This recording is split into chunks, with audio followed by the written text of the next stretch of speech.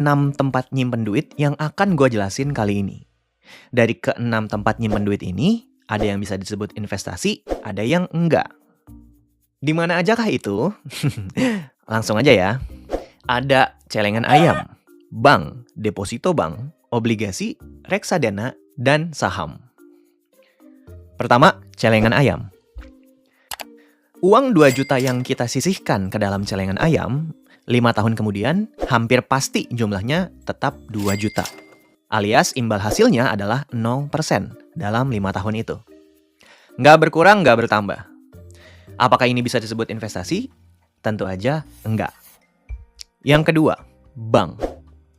Banyak yang nggak sadar, nyimpen duit di bank itu sekarang bunganya cuma 0,64% per tahun. Sedangkan biaya adminnya sekitar Rp10.000 per bulan. Kalau kita punya 2 juta rupiah dan kita simpen di bank selama 5 tahun, berarti saldo kita di akhir tahun kelima adalah 1,45 juta rupiah. Loh, malah berkurang ya? Iya, berkurang. Karena lebih besar biaya adminnya daripada bunga yang kita terima. Berarti mending nyimpen di celengan ayam dong. Tentu aja enggak. Gua lebih milih nyimpen di bank daripada di celengan ayam karena risikonya tentu jauh lebih besar kalau disimpan di celengan ayam. Belum lagi kalau mau transaksi ribet. Masa harus dipecahin dulu? Baik lagi, apakah bank ini memenuhi konsep investasi? Tentu aja enggak. Ketiga, deposito bank. Ini beda ya sama sekedar nyimpen uang di bank. Deposito itu kita nyimpen uang di bank tapi ada jangka waktunya. Dan umumnya nggak bisa kita ambil kalau jangka waktunya belum selesai. Semacam di lock gitulah. Bisa sebulan, 3 bulan, 6 bulan, 12 bulan, dan seterusnya.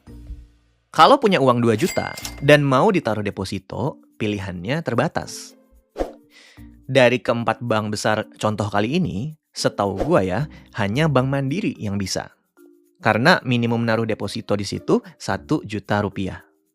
Kalau BCA minimal 8 juta, BRI dan BNI minimal 5 juta. Oke, sekarang kita anggaplah boleh naruh deposito di bank mana aja deh. Dengan bunga deposito kita ambil yang paling tinggi yaitu 4%. Berarti uang 2 juta kita akan jadi 2,34 juta rupiah di akhir tahun kelima. Cara bacanya gini. Kita punya 2 juta rupiah di awal, terus kita masukkan deposito ke bank dengan bunga 4% per tahun. Berarti dalam setahun, kita akan dapat bunga 80.000. Tapi dipotong pajak dulu ya 20% dari yang kita dapat. Berarti pajaknya 16.000 rupiah.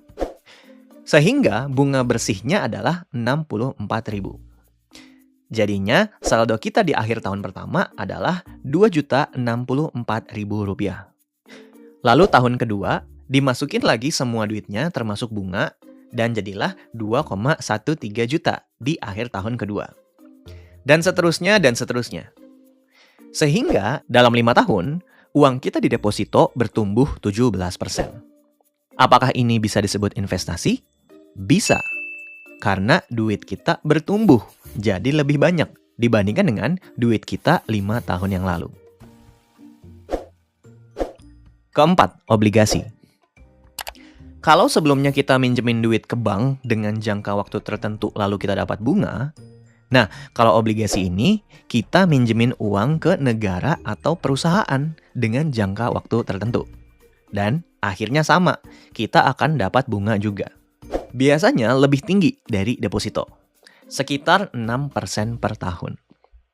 Jadi kalau kita punya 2 juta, lalu kita belikan obligasi dengan bunga per tahunnya adalah 6%, maka uang kita akan menjadi 2,6 juta rupiah.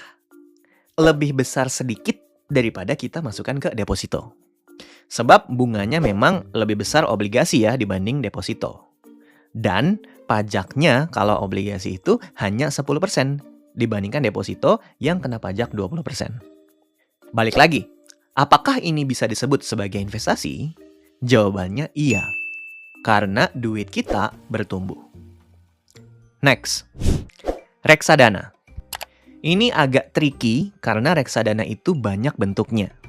Saking banyaknya, gue pernah bikinin beberapa video khusus untuk bahas reksadana. Linknya ada di kolom deskripsi. Jadi mending lu tonton dulu video itu biar ngerti konsep si reksadana ini. Gua kasih waktu 3 detik ya. Oke, udah. Singkatnya, lu punya duit, manajer investasi punya kuasa.